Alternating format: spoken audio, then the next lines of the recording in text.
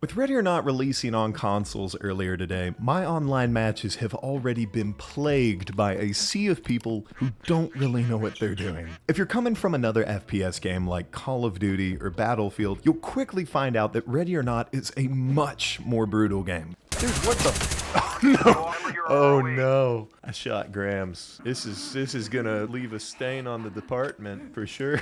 You can't just go in guns blazing if you want your operations to go well. So with that being said, I wanted to provide you guys with a quick little list of beginner's tips for all the new players out there. So hopefully you can get KIA'd just a little bit less. So please, by all means, make yourself comfortable, grab yourself something to drink, and accompany me as we go over the official Ready or Not beginner's guide. Tip 1. This is not Call of Duty. Now this first tip is more of a reminder, honestly, than it is actual advice, but it is that important. Ready or Not is not Call of Duty. Yes, both games are action-packed, yes, there are tons of bad guys for you to shoot, but it's also methodical and brutal. You'll need to take your time moving through these missions, because if you don't, you'll quickly find yourself getting one shot by a crackhead or walking straight into an ambush. And this isn't a game where your teammates can revive you either. If you die in a mission, you're dead for the rest of the level. At the Ready or Not creator event, one of the Marines on my team would constantly say, "Slow is smooth and smooth is fast." And honestly, it's a great thing to keep in mind while you're playing this game. Now, full disclosure, it'll take you a little bit of time to get used to if you're new. But if you approach the game with the general mindset of, hey, I need to slow down and move with a bit of caution, you'll be in better shape than probably 70% of the people online. It's also worth mentioning that there are some levels, like Elephant, that require a bit more urgency since there's an active shooter threat. But for the most part in this game, you're not going to be punished for moving carefully. You're going to be punished for moving carelessly. So keep that in mind. Tip 2. Utilize your tools. Something that took me a little while to learn in this game was just how effective all of the equipment in your loadout can be. Even the less glamorous stuff like the door wedges and mirror guns can have a massive difference for your survival rate. For example, say you have a mirror gun and you spot a suspect alone in a room, but you still have a corner that you need to clear. You can actually wedge that door shut and deal with the suspect later, making dilemmas like that a bit easier to handle. And that's not even mentioning grenades or less lethals, which are essential for your loadout. Ready or Not is a game where you can go and kill everybody on a map. But to me, the game is significantly more rewarding when you're able to keep those people alive. So when crafting your loadout, make sure to utilize some of the different tools because they can give you more control over different situations. Tip 3. Watch out for traps. Throughout your journey in Los Sueños, you might happen to come across some booby traps from time to time, and currently these mainly come in the form of tripwires. Now, if you didn't know, there's actually a way that you can manually disable these aside from just blowing up the door. You see, if you crouch down and peek the door, you can actually use your multi-tool to cut the wire. However, it's important to be very careful here, because if you happen to nudge the door just a bit too much, the trap will still explode. Oh, motherfucker, dude, you gotta be kidding me. Now, there are also some other missions where you'll have to disable explosives, but so long as you get there in time, these won't really present you with any issue. Just make sure that you have the area secured before you start working on them though, because nothing will get you killed quite as quickly in this game as defusing a bomb under gunfire. Tip 4. Listen to your comms. One thing that I see a lot of people ignore is the communications from talk at the start of the mission. Now, it might sound like it's just there for atmosphere, but if you pay attention to it, it actually gives you some valuable intel if you're going into a mission blind. Now, everybody and their mom talks about the first time that they played Lethal Obsession and they got blown up by a trap that they weren't expecting. But if you listen, talk literally tells you about it 5 seconds before you get to the house. Element, this is Talk. Our negotiator has lost contact with the suspect, and we believe they have set traps. Exercise extreme caution. Roger that, Captain. Now, to be fair, most of the important info here is just whether there's an active shooter or if the level's booby-trapped. But if you're playing a new map for the first time, this information can literally save your officers' lives. So in my book, it's something worth paying attention to. Tip 5. Move like a cop.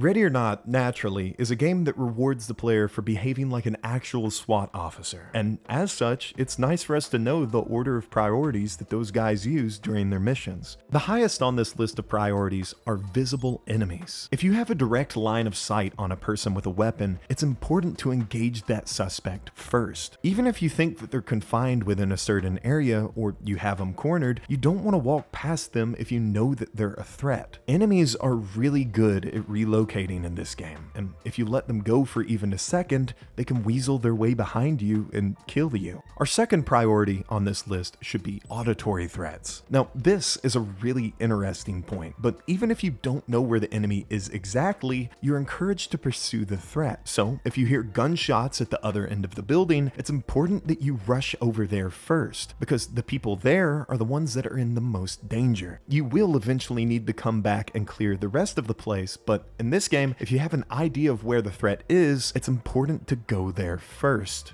Next on the list of priorities are open doors. Now, open doors are on this list because of the threat that they pose to the player. If we haphazardly walk past an open door, there's a pretty good chance that there's an enemy waiting on the other side of that threshold. There have been several occasions where I've been playing with friends or randoms online and they completely disregard an open door, assuming that the room's empty, only for a suspect to pop out of cover and kill them because they have their back turned. A good rule of thumb for Ready or Not is to always assume that the room is occupied, even if it doesn't seem that way. That way you'll take the necessary caution to clear each room you come across. Finally, the lowest level of priority here are closed doors. This is because even if an enemy is sheltering in that room, they don't have a direct line of sight outside. They won't be able to shoot you. Furthermore, if you have a door wedge, you can actually keep these doors shut until you're ready to open them, giving you a little bit more control of the situation.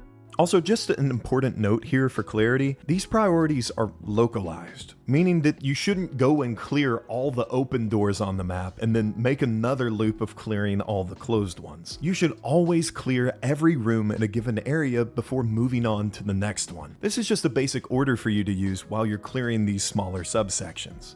Tip 6. Examine the full briefing.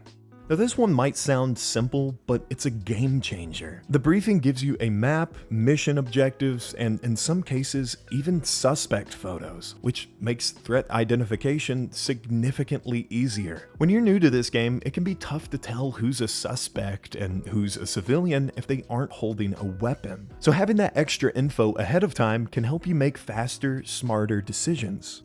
Tip 7. Watch people's hands. Ready or Not loves to bait you with suspects who look compliant only to pull a hidden gun or a knife when you get close. Always make sure you check a person's hands when you come into contact with them, and if they hesitate or start moving towards something, take action. And remember, less lethal options like beanbag shotguns or pepper spray are great for safely controlling sketchy suspects. Tip 8. Turn on weapon outlines. One of the most frustrating parts in Ready or Not, especially for new players, is trying to track down every weapon after a firefight. You see, more often than not, when you drop a suspect, their gun will go sliding across the floor, under furniture, or into some dark corner. And when it's time to finally wrap up the mission, you'll find yourself scrambling to track it down. But there's some good news, right? Because there's a setting for that. If you head into the game's settings menus and you turn on weapon outlines, dropped weapons will now be highlighted with a bright orange outline, making them way easier to spot. This small tweak will save you a ton of frustration, and it makes post-mission cleanup way easier. Tip 9. Always bring nods. One of the things that I love about Ready or Not is that it'll let you bring all of the equipment in the world and it never really penalizes you for it. And something that I think is crucial regardless of the mission are either night vision goggles or a flashlight for your gun. You see, even on maps that seem sunny and bright, there might be a portion in it where you're unable to see because you go underground or because the lights in a building aren't working or for some other reason. And when this game gets dark, it gets incredibly dark. So dark that you'll barely be able to see what's ahead of you. So bringing this equipment is crucial. I feel like nods are especially nice though, because nothing else takes up that equipment slot on your helmet. So there's literally no reason not to bring them with you on every single mission you go out on. And to some that might seem like a bit overkill here, but I would rather have them and not need them than need them and not have them.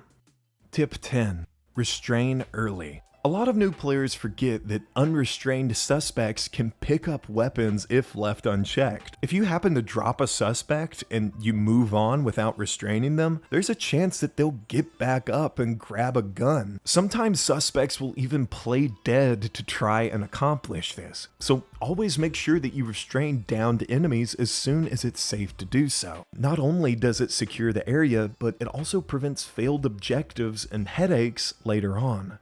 But there you have it, 10 tips that'll hopefully help you survive a little bit longer out there in the mean streets of Los Sueños. If you enjoyed this video, I'd recommend checking out some of my other Ready or Not content. I've got an entire lore series that dives deep into the stories behind most of the game's missions. My most recent episode was a deep dive into Rust Belt, where the cartel was smuggling people through these creepy underground tunnels. It's definitely a wild one, but I think you guys will really enjoy it if you just give it a chance. But with that being said though, thank you guys so much for taking the time to watch today's video. You know I love you. I'm out.